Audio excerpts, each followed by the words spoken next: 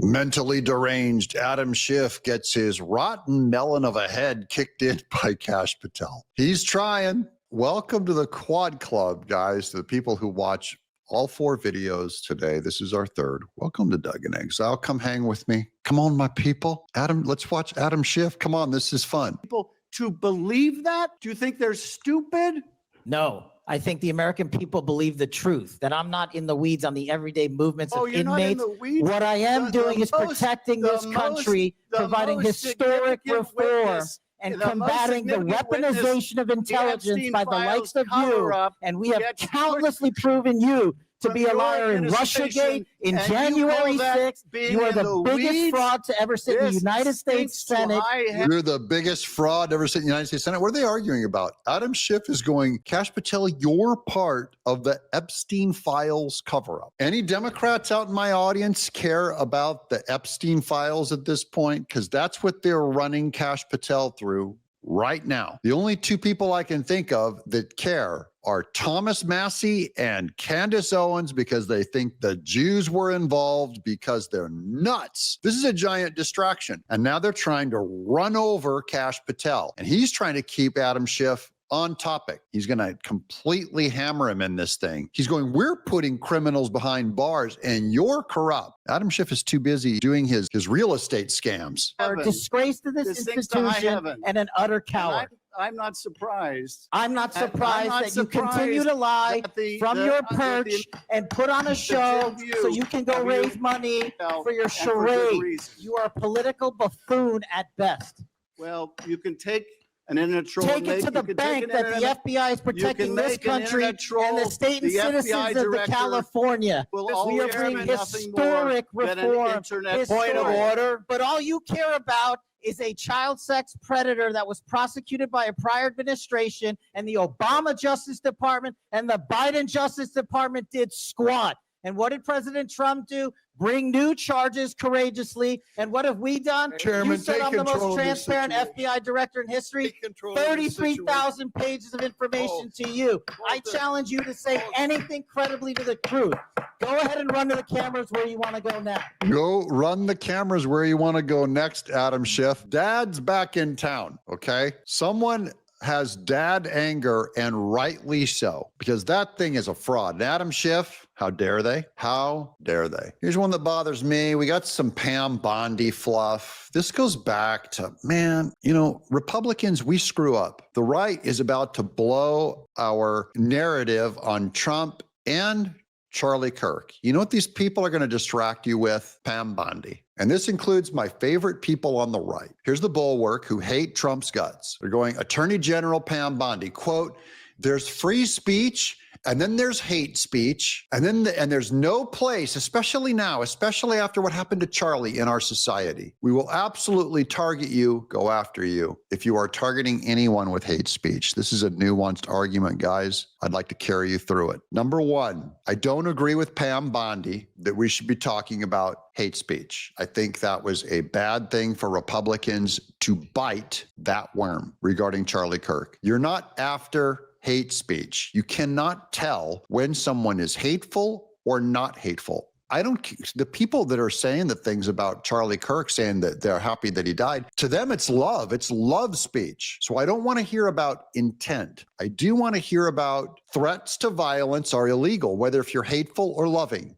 A threat of violence, just to be clear on the law. So I'm going to start out by saying Pam Bondi made a mistake, but watch me. I'm not getting on top of a dog pile on her. Did you hear that? Let's make it clear. Pam Bondi is running down this corridor, making a mistake, chasing hate speech. However, big picture, the Republicans were falling for it. If we start jumping on Pam Bondi, the head of the Attorney General of the Department of Justice, while we're trying to investigate and win a culture war over Charlie Kirk being assassinated, this is another distraction. Hate to say it, everyone's going like, Doug, shut up about the distraction thing. We got to take care of this. She has to be fired now. Wrong. If Trump fires her, call me wrong. If Trump keeps her, y'all are wrong.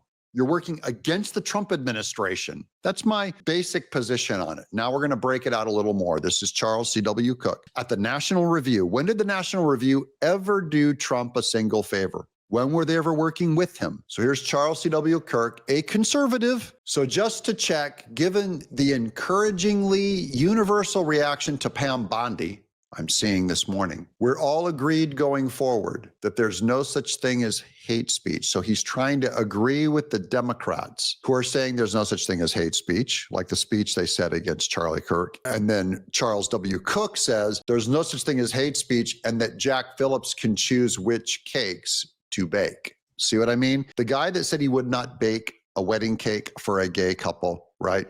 They said that that was engaging in hate speech. And then then we told the Democrats, you screaming at about Charlie Kirk is hate speech. And they go, there's no such thing as hate speech. They go, okay, then fine. He's allowed to make any cake he wants now. Now, that's not my commentary. My commentary is to push back on Charles Cook.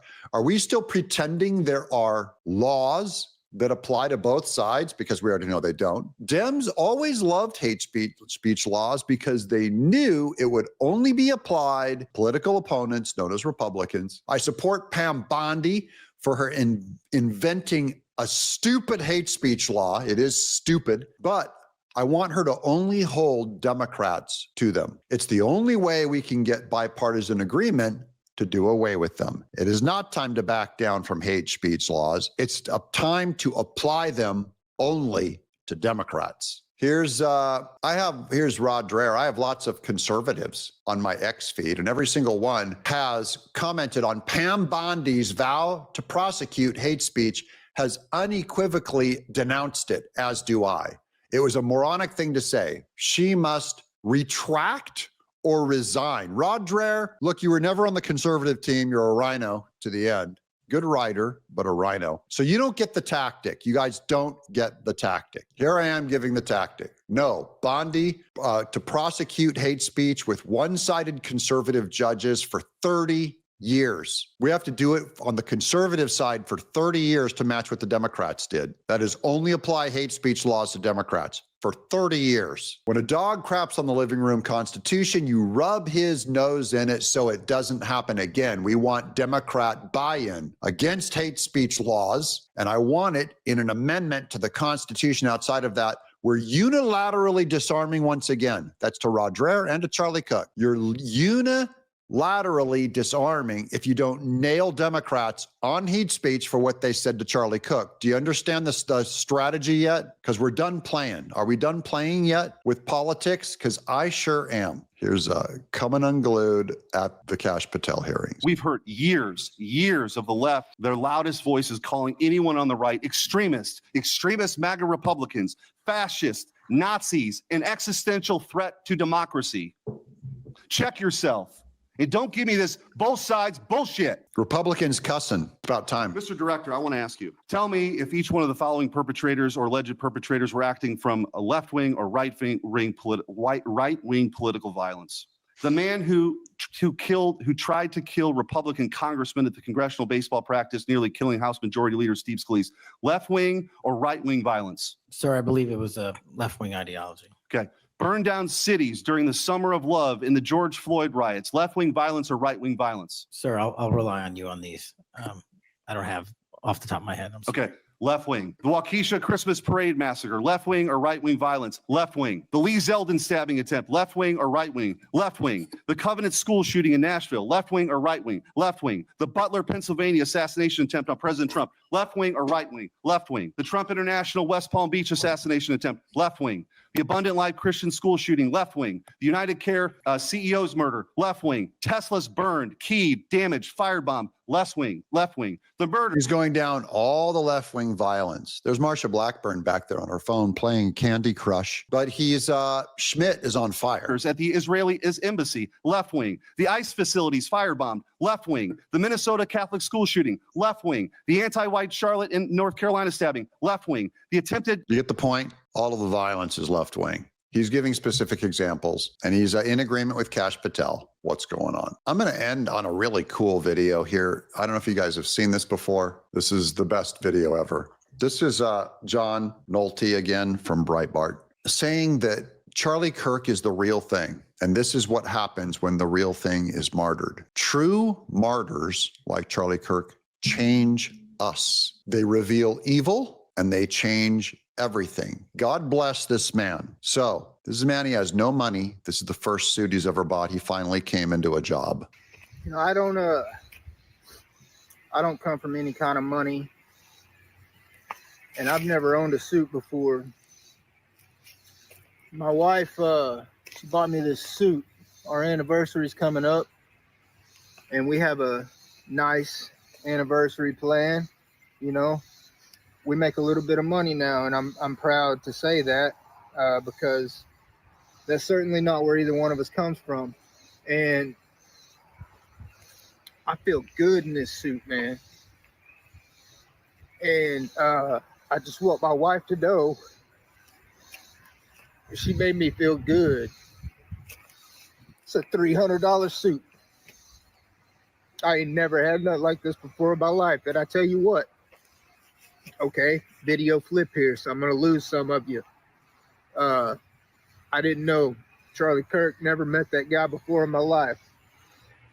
And something else that I've never done before in my life is believe in God.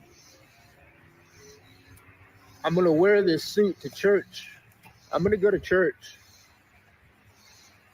I'm going to try to be a better father, husband, and leader for my family. They deserve that. And then his phone dropped. I love My phone fell down. I guess that's the devil trying to fuck me up or mess me up right now. Sorry, guys. I'm going to try, y'all. Look at this suit. I look good, bro. My wife made me feel this way. Charlie's made me feel this way. You look good. This man does look good. Handsome man going to church. He's going to straighten out be a better dad, be a better husband. That's the Charlie Kirk effect, guys. We want to be better. They killed the best of us. They killed the best of us. And the best of us, he left. And now the only place that you'll find is his influence on us if we all get better. I'm just going to go end on this final note. This is a really neat picture. This is a photo of Charlie Kirk sent me when he was in high school and was looking for help countering bias in his economics class.